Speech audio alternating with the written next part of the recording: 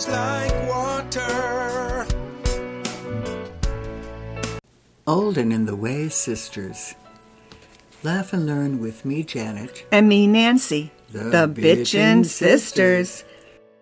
We're growing old in a new world with skyrocketing costs, crazy fashions, changing norms, and with limited time left. We'll entertain you and inform you. Let's look back at how it was and ahead to what's coming. Janet, do you remember when we were kids in upstate New York and we used to spend entire days in the woods? Oh, yeah. I loved it so much. Me too. I didn't know you felt the same way. I loved it. There were no adults around, and we'd make forts and we'd play house. We'd start fires. Little ones. Well, nothing burned down, but it was pretty scary from time to time. You know, it was by far my favorite memory of childhood. It actually cemented my love for nature. I felt like it was my home away from home. Jump to the present, and sometimes when I'm driving into La Crosse, a city of over 52,000, I stare at all the condos and apartment buildings with, their little balcony spaces. I know. Do you see that? I'm just appalled. Like, what do these people do? What kinds of lives do they lead? They just, to my mind, they just are watching TV and going out to eat in restaurants, and I don't know. It's not for me. It's just a small space, and there's usually a lawn chair or two and a table between them, and a couple of plants maybe, and not much else. And for you, you're saying you wonder what they're doing inside, and I'm thinking they're sitting in their chairs looking out between the iron rod fence around the tiny bit of cement flooring, and seeing a lot of similar cement and buildings. And I think to myself, I hope I never have to do that, to be confined to such a small, minuscule space of nature. When you think about where you live right now and how much nature you see, tell me about it. Well, we look out at trees, at birds, at a hillside that goes up. We're in a hollow. It's hard to imagine, but we don't get a lot of sun. It's because we're at the bottom of this narrow There's valley. Not one house around you. Right, and at night we can't see any lights. We love this. People pay, I think people pay millions of dollars for this kind of seclusion, and yet here we are. We don't have a lot of money at all. We're poor compared to most Americans, and to many Americans, I should say. And yet we feel like we are the richest people around. And for me, for the last 59 years, I've lived in the countryside, full of nature. I lived in a cottage on the Atlantic, an apple farm in inland Maine on a hill, on another hill outside the small city where I now reside. And then for the past 23 years, I've lived on 40 acres of farmland on top of yet another hill. I have so much privacy at my fingertips, just like you, and so much nature. Every morning, I'm sharing the backyard with deer, so much so that they just ignore me when I put out my bird feeders. There's also a lot of turkeys running around, moms with their babies looking like little pterodactyls. And at night, I don't know about you, but I hear coyotes and owls. Yeah, we do, yeah. And we see scat in the morning from raccoons and occasionally a black bear. Scat, to you city folks, that's Shit. Poop, manure. On a daily basis, we'll call each other over across the room to look at the habitat that's outside our windows, and we're the spectators of them. And I can't rarely drive down our quarter-mile driveway without stopping for rabbits, squirrels, grouse, and even deer napping on the edge. I can't live without nature. Never have. When I divorced, I borrowed a teepee from a friend, and I lived in nature. I believe you now. Its healing power worked its magic on my soul. My then 3-year-old son and I would roam the woods, scavenging for mushrooms, walking the trails, sitting on the beach, watching the waves from the Atlantic, and flying our kites along the shore. Nature's quiet, forgiving, accepting essence made it easy to reset my life. It was, and still is, a refuge from the busyness of our human lives, filled with work, errands, appointments. It's a place to unwind and recharge, away from the computer and TV screen. And exposure to natural light and fresh air has a powerful effect on our moods.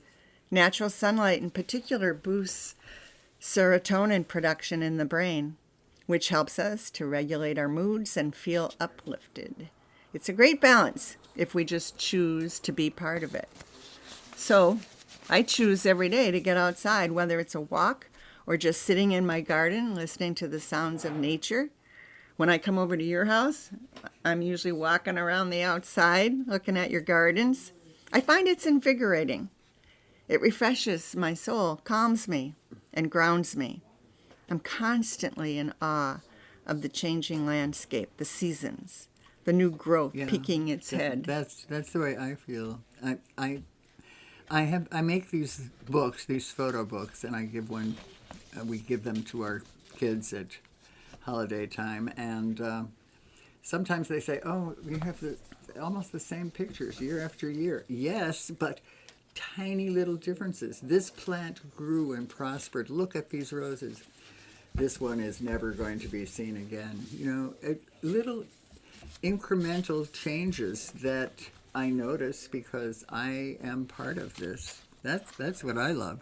But what I hear nowadays, though, is how little people in America actually make it a point to get outside in nature. Have you heard that?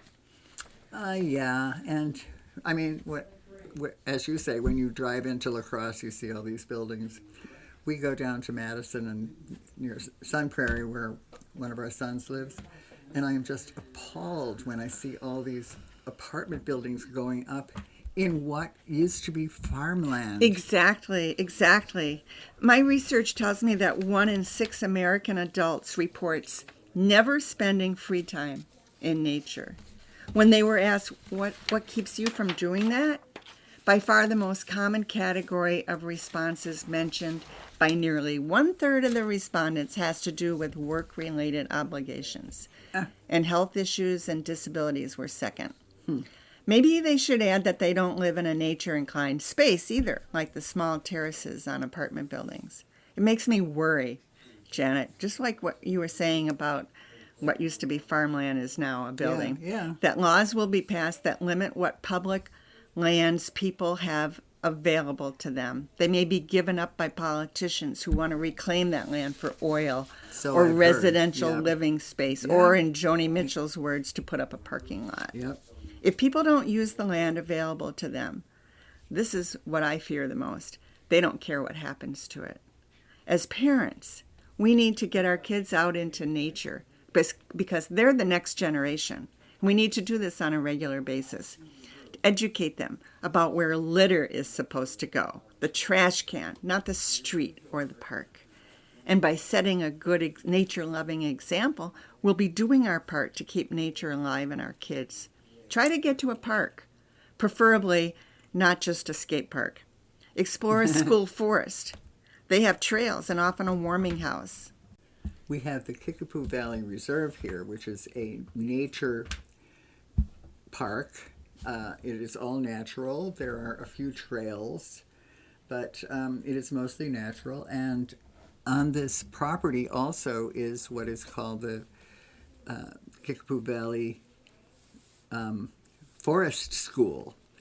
Children, it's part of our local public school system, but this is a school where the kids are outside almost all of the time. They even have raincoats for them and boots so that they can go out during in all kinds of weather, along with the teachers.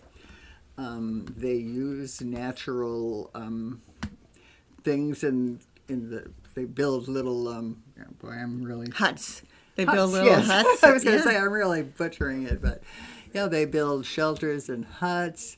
They play games. They remind me of us when we were little. Yeah, just like you were saying, it was when we were in the woods by ourselves, having our own little society there. They have limits of how far out they can go, and they know what those limits are. Yeah.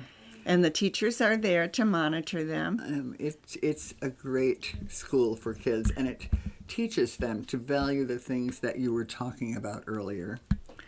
Because they know it firsthand, and we hope that it will stay with them, and they will protect it for everyone in the future. And the only way you can enhance that in a child is to have them experience it.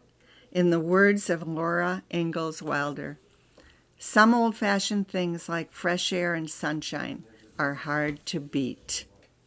Janet and I come to you twice a month with new episodes. Some are funny, some are serious, some are just our crazy opinions. I hope you enjoyed our show. Me too. It's been a pleasure. Music by Hall and Sidnor.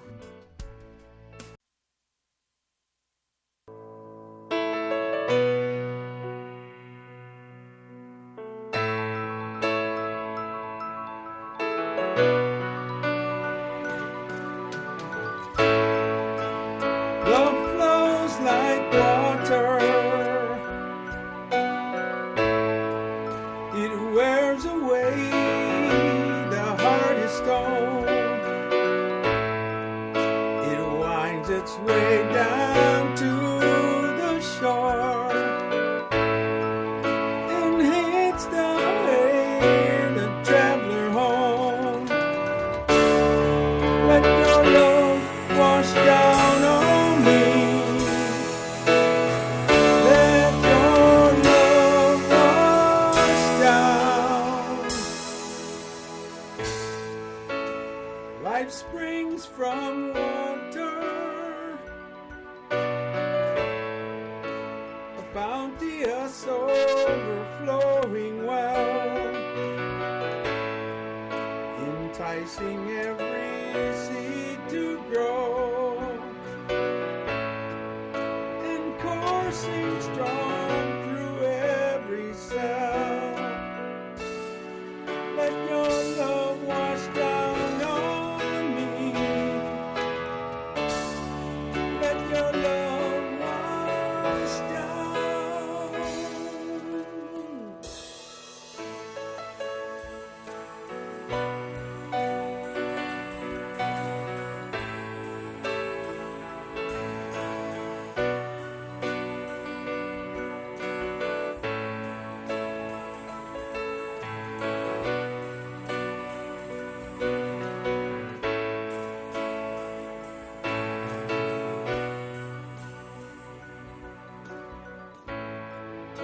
Rain brings the water, a simple blessing from above, to make the fields and the forests grow.